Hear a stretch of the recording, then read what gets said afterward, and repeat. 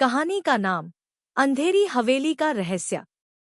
भाग 1। रात का रास्ता। रात के 9:30 बजे थे। रवि अपनी बाइक लेकर गांव रामपुर की तरफ जा रहा था। चारों तरफ घना अंधेरा था। सड़क पर न कोई आदमी न कोई गाड़ी, केवल उसकी बाइक की हेडलाइट और झींगुरों की आवाज। उसका मोबाइल नेटवर्क से बाहर था।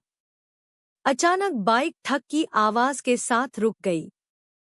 उसने देखा, पेट्रोल खत्म नहीं था, इंजन भी ठीक था, फिर भी बाइक बंद।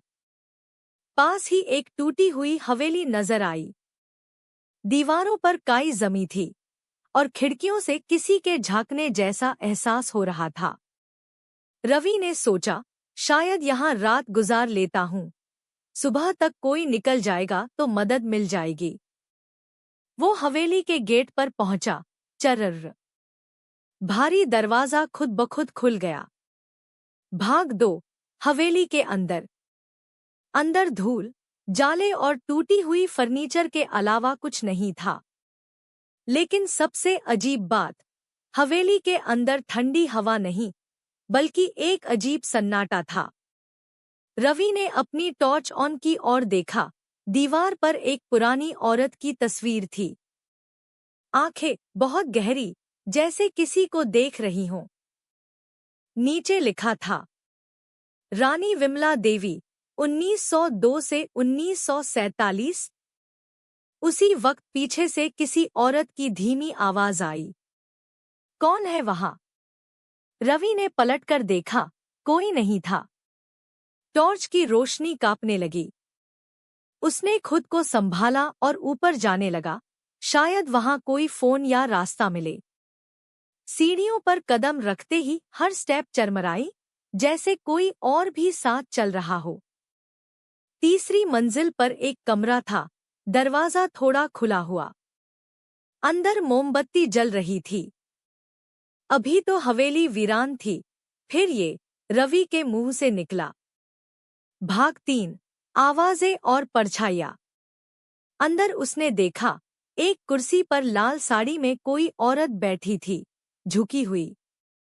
रवि बोला, माफ कीजिए, मैं रास्ता भटक गया हूँ, थोड़ी मदद चाहिए। वो औरत धीरे धीरे उठी, लेकिन उसके पैर जमीन से ऊपर थे।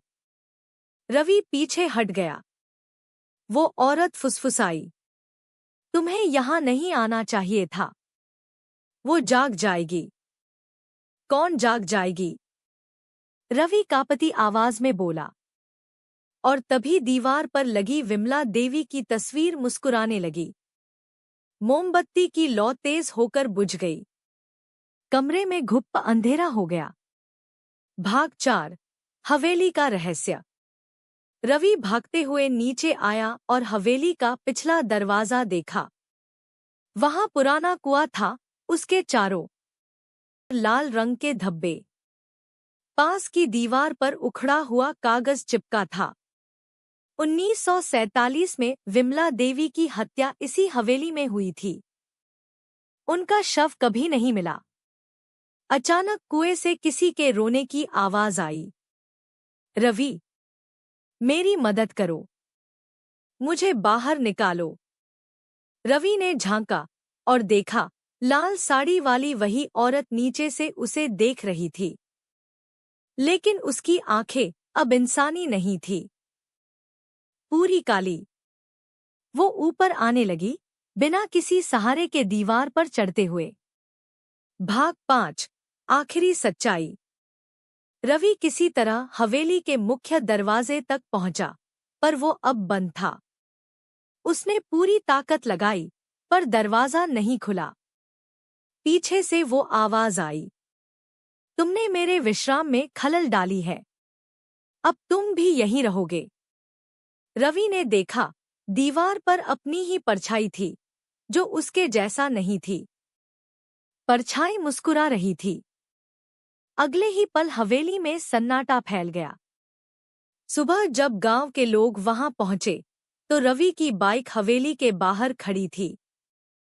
पर रवि कहीं नहीं था। दीवार पर अब 2 तस्वीरें थीं। एक रानी विमला देवी की और उसके बगल में रवि की नई तस्वीर मुस्कुराती हुई। समाप्त।